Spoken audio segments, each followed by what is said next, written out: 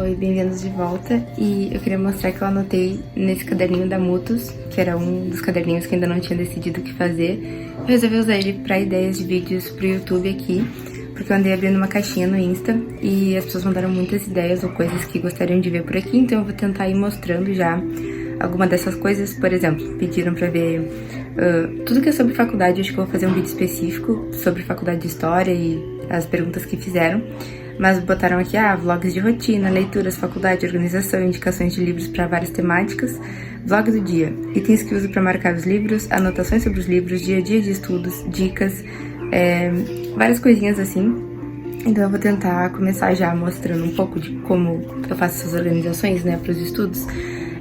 No videozinho passado eu falei sobre o início, né, da questão do TCC, então eu resolvi falar um pouquinho sobre isso agora, porque é assim que eu me organizo. Por exemplo, o semestre começou hoje é dia 17 de novembro, a minha faculdade está com o calendário meio esquisito desde a pandemia, né, e assim, eu tenho uma listinha aqui, to-do list, que é só das coisas da faculdade. Eu gosto de ter assim, pra enxergar só o que eu tenho que fazer da faculdade. A única coisa que eu preciso fazer agora é ler um artigo para um grupo de estudos, que é só na semana do dia 28, então não é prioridade ainda, né? Porque o que eu tenho antes é uma reunião com a minha orientadora do TCC. Ela acabou de mandar um e-mail marcando a reunião, então o que eu faço? Eu coloco no meu planner, no dia, né, que vai ser a reunião, eu vejo se eu já tô com tudo pronto, né? Geralmente, se eu não fiz ainda o que eu preciso fazer, eu coloco uns dias antes uma bolinha assim do que eu preciso fazer. Estruturar os capítulos do TCC, que foi o que eu fiz no feriado. Eu tenho ali em cima um calendário do mês, daí eu botei ali também porque daí fica na minha cara, né? Eu consigo ver que eu preciso fazer isso.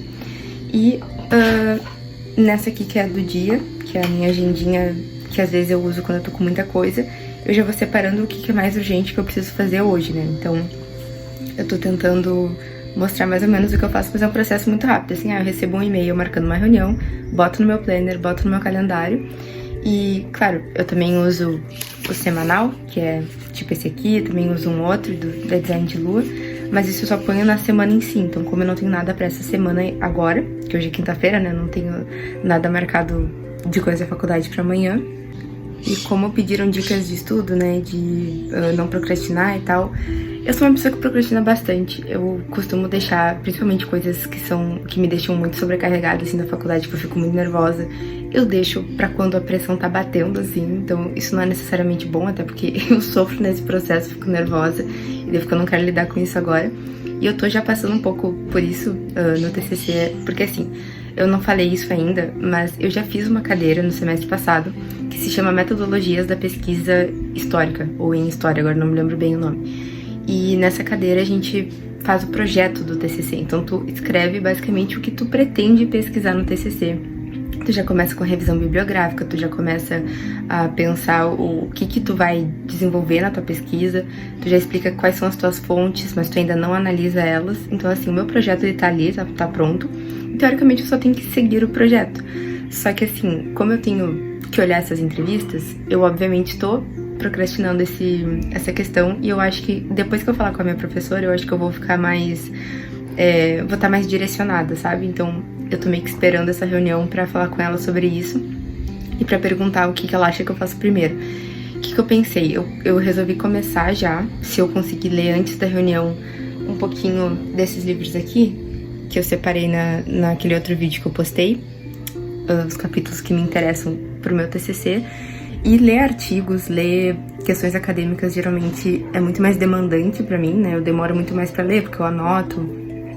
Também vou mostrar o que eu uso pra anotar os meus livros, geralmente, mas não tem muito mistério. E é isso. Ontem eu falei com uma amiga minha que acabou de fazer o TCC, e uma dica que ela deu, e que eu com certeza vou fazer também isso, é assim, ó, se eu não tô conseguindo lidar com as entrevistas agora, que é uma das coisas que eu tenho que fazer, ela falou, faz outra coisa que não tenha nada a ver com isso, tipo, lê a teoria, que é o que eu vou fazer, né?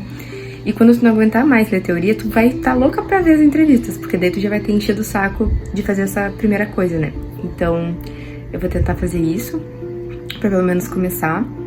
Só que, como eu tô esperando ainda essa reunião, eu acho que hoje, além de trabalhar, que eu já trabalhei um pouquinho agora de manhã, tenho que trabalhar mais de tarde, eu vou ler o artigo que eu tenho que ler pro grupo de estudos, que eu já li as 2 peças indicadas, e agora eu vou ler o artigo. E depois disso, eu adoraria poder pegar esse livro aqui, que desde que eu mostrei a última vez eu não consegui pegar, não deu tempo. E o Manuscritos Notáveis também eu ainda não peguei desde que eu mostrei a última vez, né, que eu terminei o capítulo 10. Então, é essa a ideia, talvez pra esse vídeo aqui, tentar mostrar essas coisas e mostrando o que eu faço, como eu organizo, o que eu uso, né, pra estudar. Mas basicamente, no momento, como eu tenho reuniões presenciais sobre isso aqui, que é o artigo, eu faço assim, eu marco no próprio PDF com essa ferramentinha aqui, e eu gosto de escrever num caderninho à mão, mas dependendo eu também faço fichamentos no próprio Google Docs mesmo, mas via de regra o que eu faço é copiar partes que eu acho interessantes, eu coloco a página que eu encontrei aquilo, tento fazer resuminhos, enfim, e é assim que eu dou uma estudada em algum texto. E quando eu tô lendo algum livro físico, é um pouquinho diferente, então eu vou pegar aqui algum desses pra mostrar. Os meus materiais de estudo geralmente são só um lápis e algumas flags pra marcar. E eu gosto de fazer resumos, ó, do que tá falando em cada parte. Então, se aqui está falando da polaridade entre cidade e campo, eu coloco esse resuminho aqui. Tá falando do Tolstói e do Dostoiévski, aqui da situação dos camponeses. Então, isso aqui me ajuda, tipo, eu tô folheando o livro rápido, eu quero achar alguma parte que fala de Os Demônios, do Dostoiévski, daí eu já sei que eu escrevi, sabe? E eu marco as questões que eu acho mais importantes, coisas que provavelmente eu quero voltar, sobre crime e castigo, memória e subsolo. Então eu faço isso, assim, via de regra, todos os livros que eu leio que são teóricos, eu gosto de... tô ficando sem voz. Eu gosto de marcar, assim, e fazer resuminhos. Tipo, o Nabokov não gostava do Dostô. E uso flechinhas, vou sublinhando porque isso me ajuda a não me perder. Eu gosto de sublinhar conceitos desse jeito aqui. Ou se ele tá falando de algum autor novo também. Gosto de fazer essa marcação diferente. Mas é basicamente isso, não tem muito mistério. Faço uns resuminhos e é isso.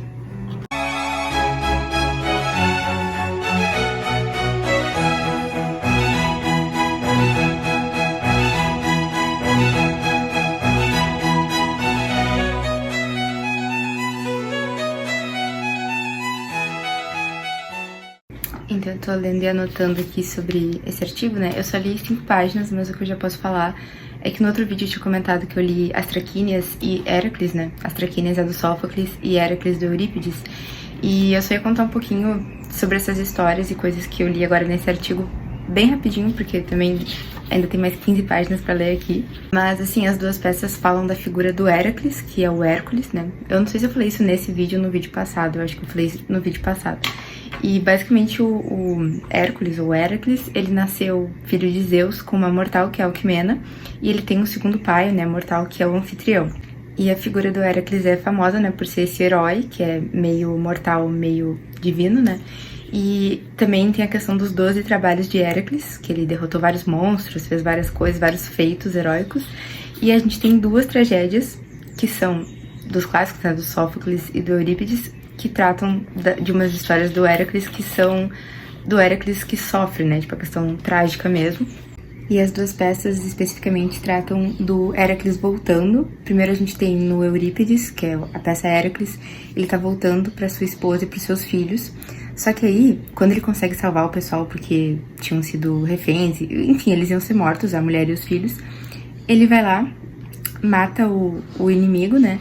E Hera, que é a inimiga dele, a deusa, manda a mensageira dos deuses e também uma, não me lembro se é uma górgona, uma fúria, enfim, enlouquece o Héracles e faz com que ele mate a sua mulher e seus filhos. Então, aí tem um Héracles trágico, né, que foi essa história de ele ter enlouquecido e matado os filhos, e nessa história o Eurípides inverteu o mito, porque na tradição acontecia que primeiro ele matava, porque ele tinha enlouquecido, né, a mulher e os filhos, e depois, como penitência e punição, enfim, uma forma de se purificar, que ele passava pelos seus 12 trabalhos.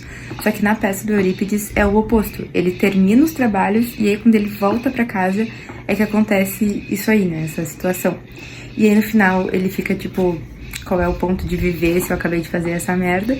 E aí um amigo dele, o Teseu, não sei como é que fala, vai lá e ajuda ele. Fala tipo, não, fica vivo aí, se tu quiser vir pra Atenas comigo. Então oferece abrigo pra ele. E então termina com esse tema aí da amizade. E daí na história das traquínias do Sófocles, o que acontece é que o Heracles estava sumido, ele estava fazendo seus trabalhos, né? E daí ele estava no inferno, né, no Hades, e aí quando ele volta, a esposa dele, que dessa é uma segunda esposa e ele tem outro filho, ela descobre que ele tá trazendo uma mulher com quem ele teve relações, eu não sei se ele chegou a se casar, agora eu não me lembro. E aí ela fica tipo, tá, eu vou acolher essa mulher, né, porque, né, enfim, ela é uma personagem que a gente sente empatia por ela, só que ela também fica preocupada, né, tipo, perdi o meu marido pra uma outra mulher.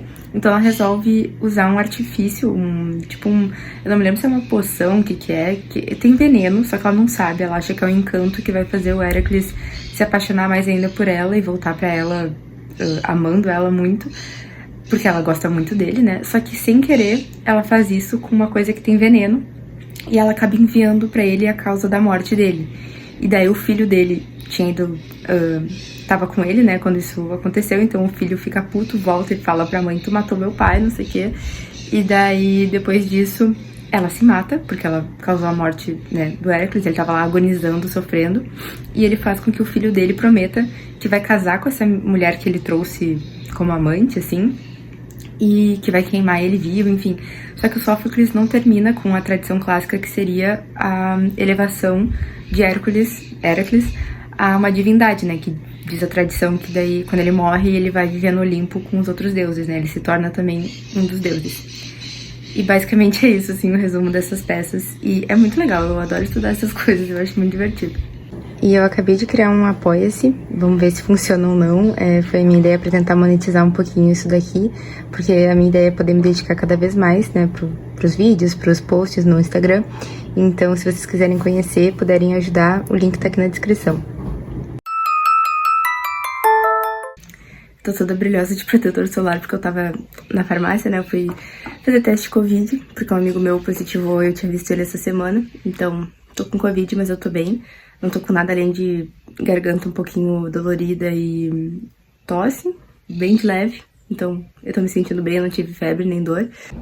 Acabei de espirrar aqui, mas eu queria aproveitar também pra agradecer as 3 primeiras apoiadoras do Liter História, que são a Karen, a Luísa e a Caroline. Então, muito obrigada, meninas, mulheres, enfim.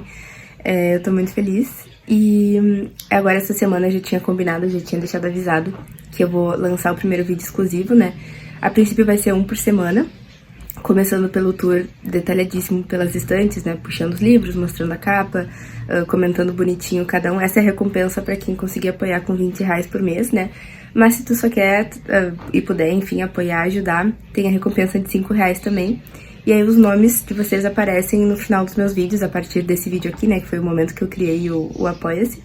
E se vocês tiverem redes sociais relacionadas a livros, então, ou história, né, enfim, podem me passar, eu vou entrar em contato com vocês pra perguntar isso, que daí eu coloco os nomezinhos no fim de cada vídeo, pra agradecer, né, e é isso, eu tô muito feliz, então muito obrigada.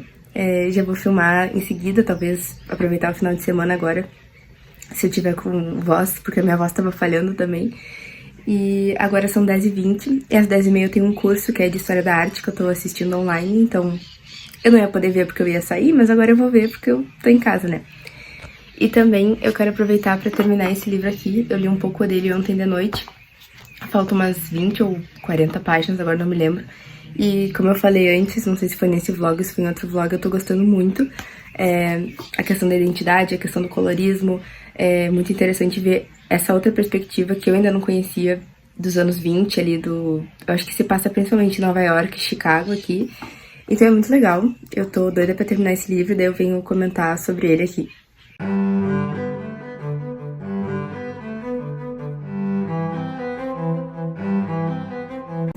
Eu acabei de terminar esse livro aqui, que é de Passagem, da Nella Larsen, e eu gostei muito. Vou falar um pouquinho sobre ele.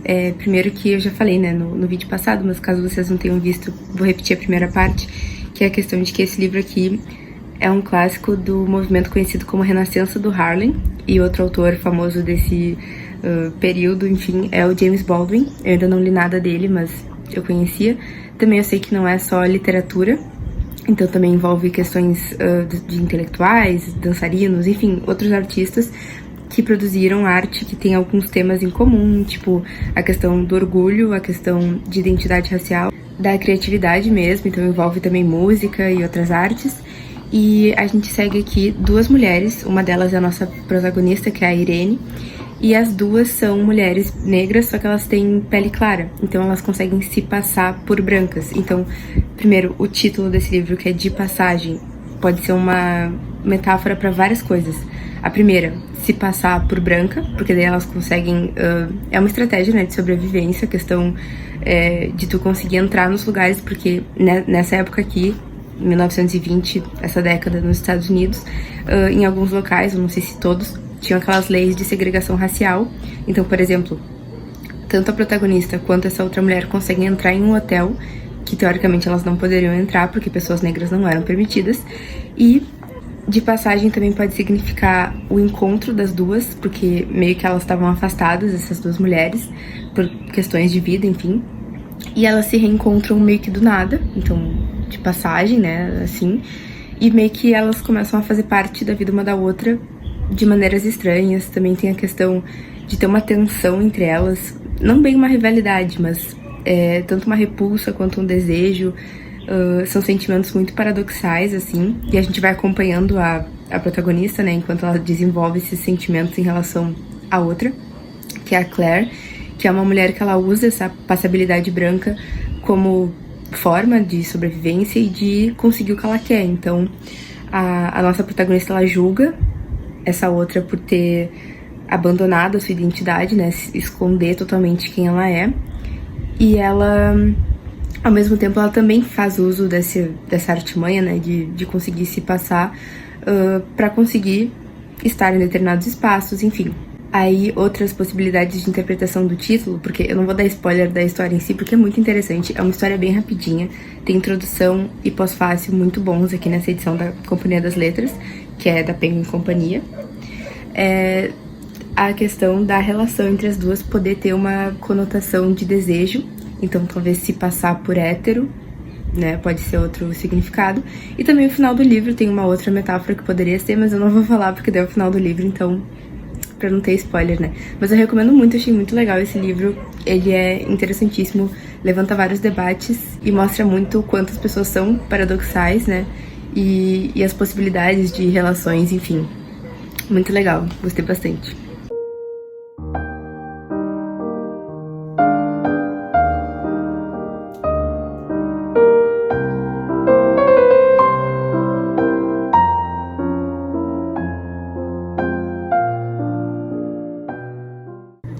Mais uma vez vou falar desse livro que eu tanto amo, que é Manuscritos Notáveis.